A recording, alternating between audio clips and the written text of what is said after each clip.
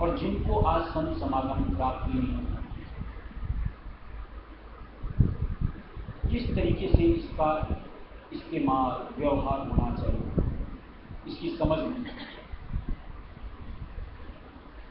वो लोग नादानीवश बेतरतीब तरीके से व्यवहार करते हुए यूं कहो कर्मों के बोझ के पहाड़ के नीचे अपना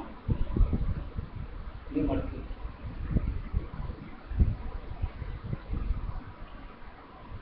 आज जैसा कि हम लोग देखते हैं दुनिया में, सबकी अपनी अपनी समझ और सोच है।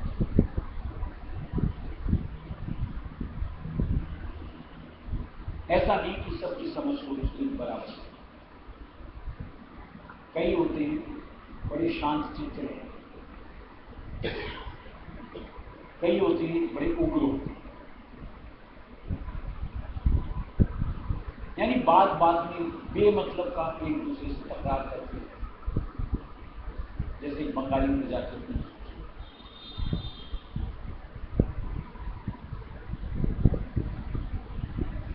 ऐसे आप लोगों ने, मैंने देखा, आपने भी देखा,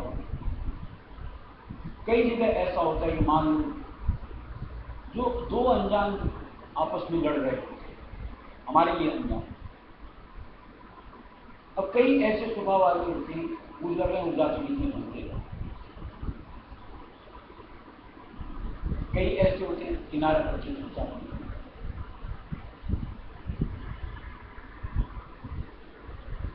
कहने का था, अगर स्वयं बचना चाहें तो 100 रास्ते, और स्वयं ही अगर बचना नहीं चाहें कोई उपाय नहीं।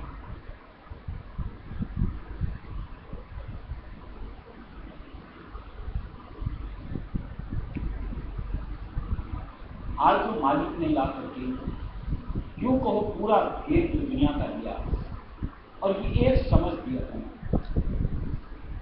कि एक मनुष्य चोला कर्म की साथ निर्धारित है और सारे चोले भोग के ऊपर में डिपेंड है। अब विचारना ये चाहिए, अगर सत्संग है और समझ आई है कि अगर इस एक चोले में ही कर्म चढ़ते या उतरते तो इसको कितना यूं कहो सहेज सहेज करके बरतना चाहिए,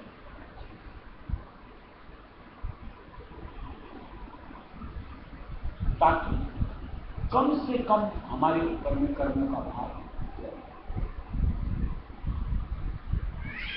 ये समझ एक सत्संगी की जगह हमारी होनी चाहिए। इसको और अच्छी तरह समझो। एक उदाहरण बड़े महाराज जैसे दिया होता है कि जैसे मान लो एक बंद कमरा जिसमें कि कोई रोशनी नाम की चीज नहीं और पूरी को काली पूजी। अब आपको उस कालिक से बचना है, अपने आप को कितना संभाल संभाल करके चलाना होगा, तो आप उस कालिक को अपने ऊपर लगने से बचा सकते। और जहां आप जरा सा बेपरवाह, चारों तरफ काले की काली, मैले कुछ होते ही।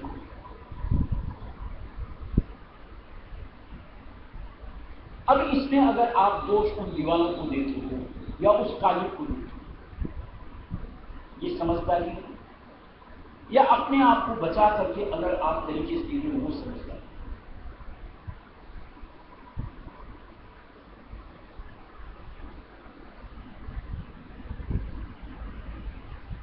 आज मनुष्य देह को किस तरीके से जीना चाहिए, इसको मालिक ने इस शब्द में बड़ा अच्छे से व्याख्यान दिया कि 6 चक्र, इन चक्रों को तरीके से आप शुद्धिकरण के साथ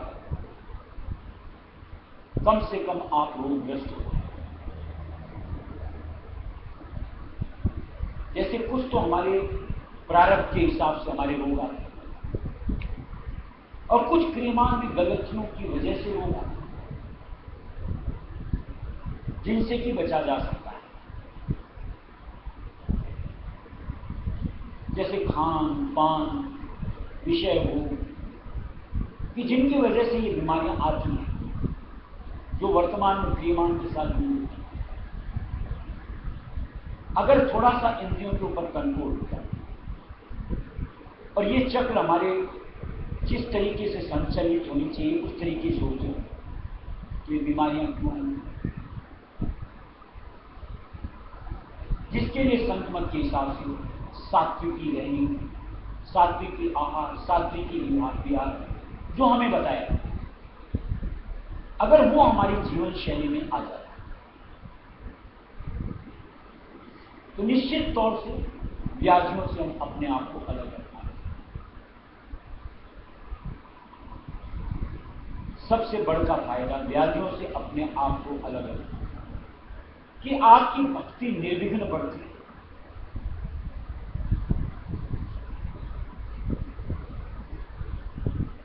क्योंकि उस अवस्था में आप तन में ग्रस्त नहीं रहते, आपकी वृत्ति नाम पर आधारित हो सकती।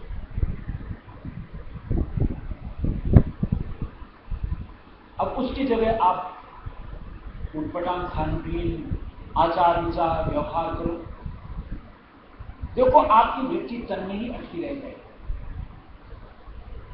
नाम का संसर्ग होगा ही। इसमें परमार्थ का आकाश है।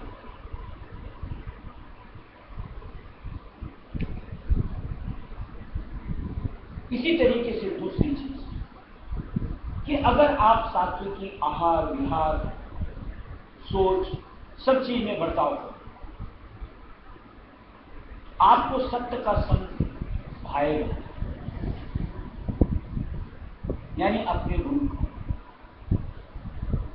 सत्संग की हर बात में आपको सार नजर आएगा और आप बड़ी सुगमता से उसको आपकी जिंदगी में शुमार करते हैं।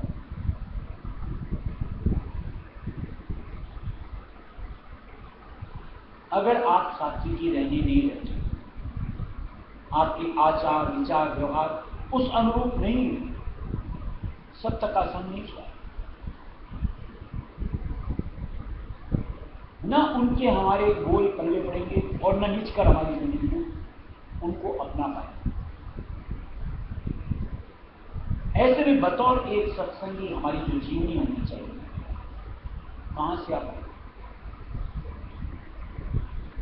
ऐसे में परमार्थ का फल कैसे आए? क्योंकि उस परिस्थिति में मन हमें घसीट करके न जाने कहां ले जाए, टिकने नहीं देता। आकाश किसका? मन को तो जहां रस चाहिए था वहां घसीट के ले गया और उसने रस नहीं लिया।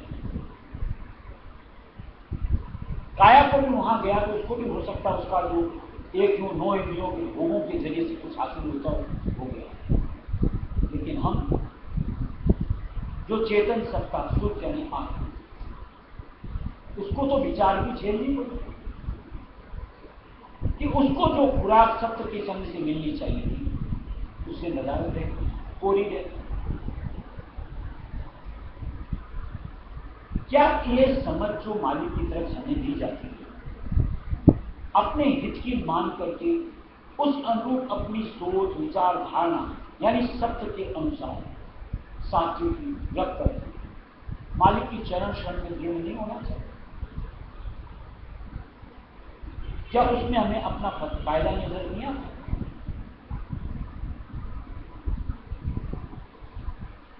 कि उस प्रभाव के साथ में सारी इंद्रियां सिमटती हैं, रग रग से चेतनता सिमटती हैं और ठीक नाम से मालिक के रूप से जुड़कर हमारे परमात्मा को प्रभाव देती है।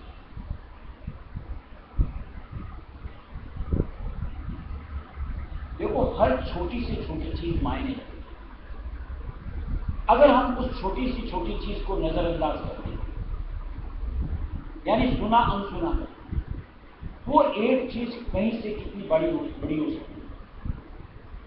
जैसे ऐसी कि जैसे मान लो कहीं एक छोटा सा सुराख, अब उस छोटे से सुराख को अगर वहीं पर आप रिपेयर करो, वहीं थम जाता है और उसको छोटा सा रहने दो, उसको बढ़ते कितना समय लगता है? और एक बार जहां बढ़ गया क्या उसके बाद रिपेयर करने लायक होता है? ऐसी परिस्थिति हमारे तन के अंदर में मन के जरिए से बनाई हुई होती बाल के द्वारा। अगर चर्चा समझ में आती है तो कितने जिंदगी को संभाल करके समझ के साथ बरतना है, रोकना है, मालिक से जोड़ना है, समझ आ जानी चाहिए। और जो ठीक अपनी जिंदगी का जिम्मा उठा लेगा कि मेरा जिंदगी के जीने का तरीका ही निश्चित तौर से नर्तन का फल पाता है। अब इसमें कई चीजें ऐसी होती हैं जहां पर जीव को परबस्ता असहाय अपने आप में जैसे लगता है मजबूरी, जो कि अक्सर हम लोग बातचीत करते हैं तो बयान करते हैं। जैसे आज कहीं जाना आना होता है, क्या करें मजबूरी है, जाना पड़ता है। कहीं खाना पड़ता है, क्या करें मजबूरी है, खाना पड़ता है। थोड़ा सा एक विचार करें, क्या लाज भूख से मजबूरी है खाने पड़ेंगे? किसी की मजबूरी है? वहां आप अपने बचाव की सूरत नहीं निकालते, या मजबूरन वहां लाल भूसा खा के आते।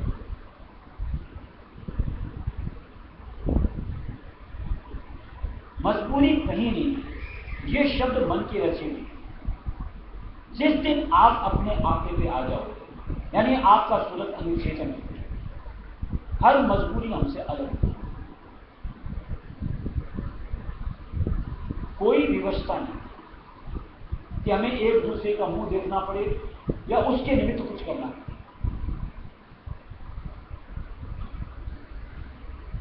खास करके जब मालिक ने हमारा सत्संग से नाता जोड़ दिया और हमें सार समझ में आ गया कि जिंदगी का असली मजा इसमें है, असली तथ्य ये, उसके बाद कोई कुछ कहता है, कुछ समझता है या क्या करता है क्या नहीं, मुझे अपने सार के साथ जुड़े।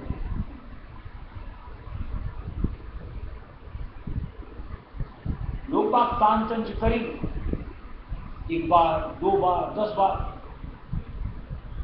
लेकिन हमारी दृढ़ता देख करके उनके मुंह बंद हो जाए। उसके बाद न कोई तान होगी, न तंज होगी, न कोई व्यवस्था होगी, बल्कि उसके बाद तो ऐसी दुनिया की तरफ से यूं को समझौतियां मिलती है। यानी एक उदाहरण पेश किया जाता है, हमें उसकी नहीं, यानी उस मान बड़प्पन की बात चाहना है, लेकिन कम से कम अपना काम बनाने की ख्वाहिश तो होनी चाहिए।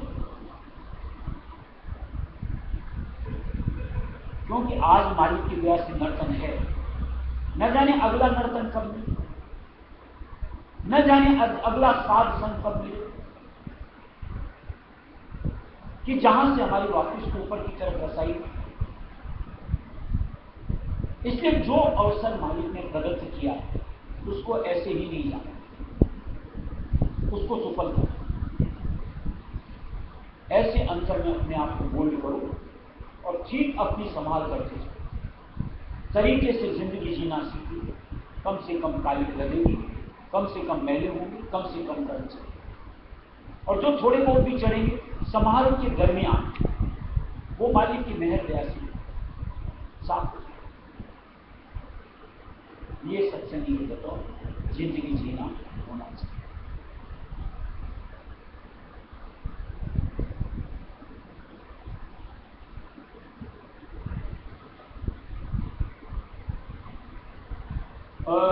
तोला तेरी पर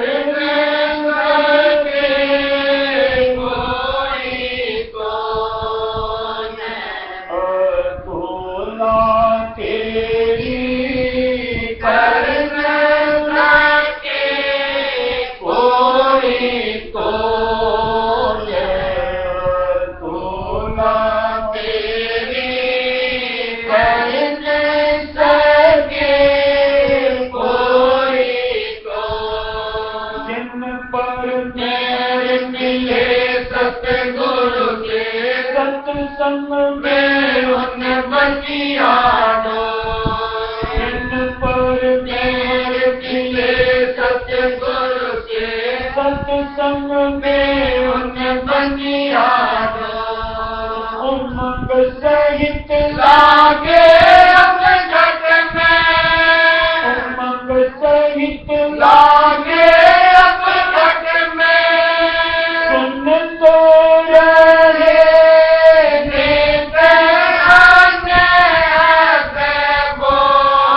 भला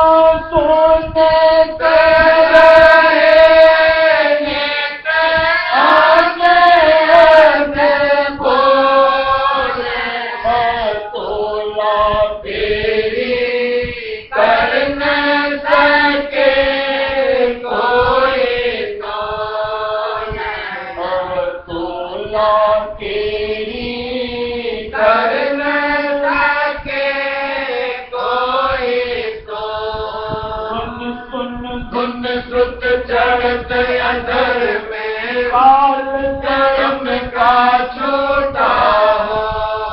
सुन सुन धुन सुत चढ़त अंदर में काल कर्म का छोटा हो। चढ़ चढ़ पहुँची सतलोक में, चढ़ चढ़ पहुँची सतलोक में। दूर हुए सब माया को, भला दूर हुए सब माया को। तोला तेरी करन करके कोई तो तोला तेरी करन करके कोई तो। राधा स्वामी दर्शन दर्शन हर से मिलिया, पाए गई पद अगमय दो। राधा स्वामी दर्शन हर से मिलिया, राधा स्वामी दर्शन हर से मिलिया। पाए गई पद अगमय दो।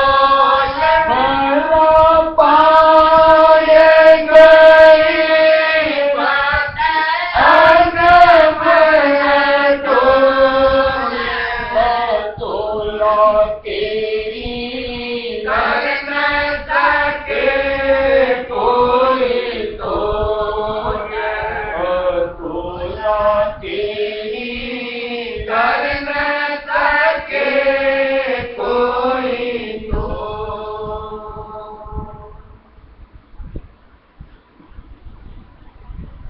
ये होता क्या है? एक अभी जैसे बात की जिंदगी जीना कला वाली, एक मनुष्य देह की यूं को कुदरत की काल की माया की एक सूच मन के अंदर भरी हुई है कि इंसान कभी अपने अंदर नहीं जाता, दूसरों की देखता है।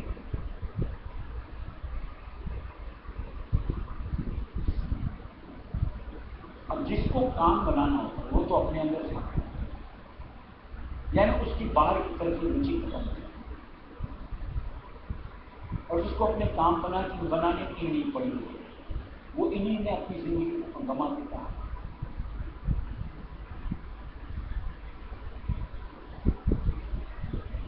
इसके लिए तो फेसबुक में जो इस कौन से शायर का है कि सारी जिंदगी में आईना ही साफ करता रहा, धूल तो मेरे चेहरे पे पड़ी थी।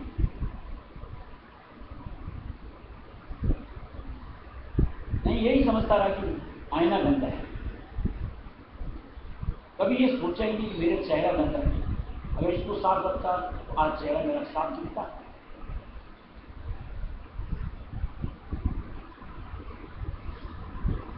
आज जो मालिक का अक्स हम लोगों को मिलता है गुरु, वो आईने की वजह। जब जब हम उनकी ओर उन्मुख होते हैं, हमारी जो भी अंदर भरा होता है वो फूट करके सामने आता है। यानी हमको समझ आनी चाहिए कि मेरे में ये गलती, ये कमी ऐसी, और अगर हम उनको दूर करते चले, निर्मल स्वरूप हमारा सुख यानी आत्मा का आत्मा।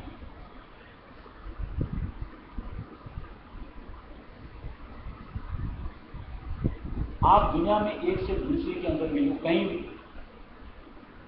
कभी आपका जो अंतर स्वरूप है वो बाहर सामने आएगा, तो सामने वाला भी उसी अनुरूप होता है, लेकिन वो इन सब से अलग है, जिनके लिए दिया गया है निर्विकारी स्वरूप।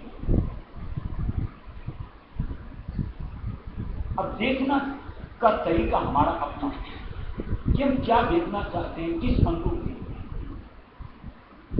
अगर आपकी सोच दुरुस्त है कि मैं अपने आप को रखना चाहता हूं, तो ठीक उनके जरिए से हम अपने आप को संभाल सकते हैं।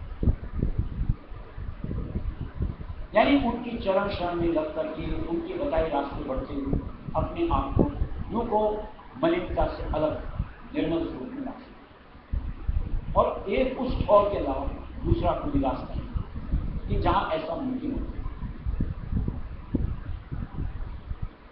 समझ लेना न लेना ये हमारी ऊपर नहीं। चाहना है तो रास्ता है, चाहना नहीं है तो रास्ता सामने चाहे कितना चौड़ा पड़ा रहे, खुला रहे, हम बढ़ेंगे नहीं कदम, मंजिल कहां से।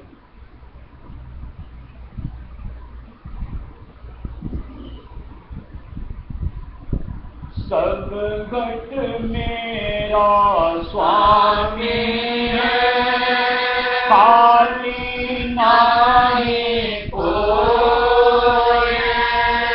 सब घट मेरा स्वामी है, खाली नाहीं कोई।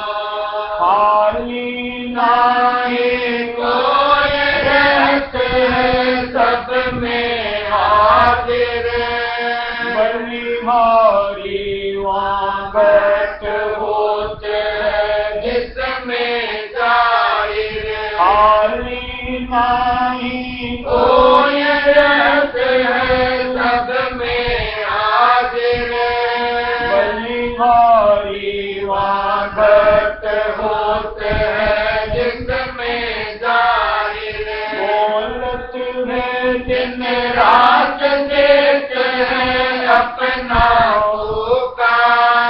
सुने जो उस आवाज उठे ताईन में हुकार। बोलत है दिन रात देते हैं अपना पुकार। सुने जो उस आवाज उठे ताईन में हुकार। देव दृष्टि जब खुले लगे वो उसका नूरा। उसका जल के तेज सभी सूरत भरपूरा। देव दृष्टि जब खुले लगे वो उसका नूरा। उसका जल के तेज सभी सूरत भरपूरा। देह रूप सतगुरु में रघुपति रास मोए। सतगत मेरा स्वामी है, खाली नाहीं कोई। देह रूप सतगुरु में रघुपति रास मोए। सतगत मेरा स्वामी है, खाली नाहीं कोई। स्वामी मेरा बोलता सतगत बैठा आए। स्वामी मेरा बोलता सतगत बैठा। सतगत बैठा आए, सूरत है उसके धारा। शब्द भंडार रहते हैं सबसे न्यारा। सतगत बैठा आए, सूरत है उसके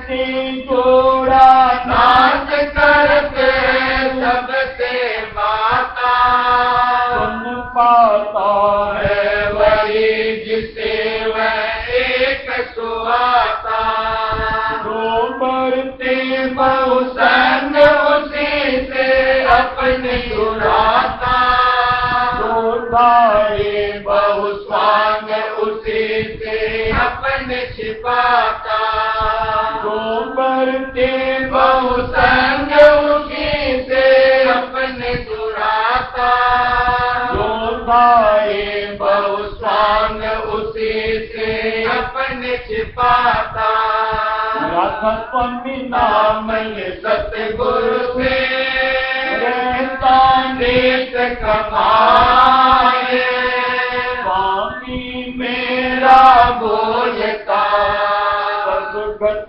मैं कहा राधा स्वामी नाम ये सतगुरु से रहता नित कमाए स्वामी मेरा बोलता सदगत मैं कहा एक चीज के ऊपर में एक ही बात जैसे ये बात होती है, संतों से एक ही बात को पकड़ना चाहिए। अगर एक बात संतों की पकड़ लो, अंतर से इतना आत्मबल मिलेगा कि हम किसी भी चीज से जूझने के लिए पीछे नहीं। जैसे सत्संग में एक बात सुनी होगी, कई बात सुनी होगी कि मान लो कोई भी चीज सत्संग में आता है, संत नजरों के जरिए से उस चीजों को पूरी गाथा पढ़ गई, जो देखा क्या सत्संग में लगाने के लायक नाम की बख्शिश दी जाती है, चरण शरण का मौका दिया। और ऐसे ही शब्द में और अगर देखा कि काल का खा जाएगा तो दया दृष्टि यानी भक्ति का भी करके आइंदा के लिए हमें आज मालिक की दया दृष्टि मिली है, आज हमें मालिक की चरण शरण मिली है, मालिक के जरिए नाम दान मिला है। आज हमको अपने साथ हताशा, निराशा, संशय क्यों रखना चाहिए? क्योंकि मालिक ने चरण शरण ले लिया, यानी हम काम बनने लायक हैं। काम बनने लायक नहीं होते, आज मालिक हम शरण में अपने हो जाएंगे। अब हमारा काम क्या होता है कि जब मालिक ने हमारी लियाकत देख करके अपने साथ में तो थोड़ा सा अपना रुझान मालिक के वचनों की ओर दे और जो हमें कहा जाए उस अनुसार करते बढ़ जाए।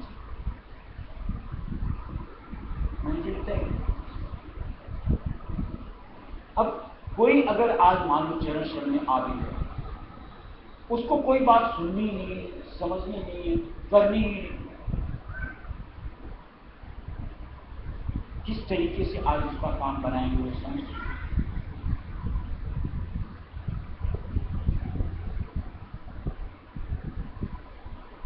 और क्यों ऐसी दुर्मूल स्थिति रखनी चाहिए? अगर सत्संग सुनते हैं तो समझ में आता ही होगा कि जितनी ज्यादा बेपरवाही लापरवाही बढ़ती जाएगी उतने काल के दंड आ सकती है। क्या इस जिंदगी में भोग रहे वो कम है जो आइंदा लापरवाही बरत करके आगे के लिए फिर तैयार कर रहे हैं? क्या आज हमें उनके वचनों के द्वारा अपने आप को दुरुस्त करके उनकी दया मेहनत लेकर के कहीं एक मालिक के स्वरूप के साथ अपने आप को जोड़ना नहीं चाहिए, ताकि आइंदा जो भी जिंदगानियां चाहे एक मिले, चाहे दो मिले, चाहे तीन मिले, भक्ति रस से सरोवर कौन सी चीज मुझे सोच लो, विचार लो, उस अनुसार करो।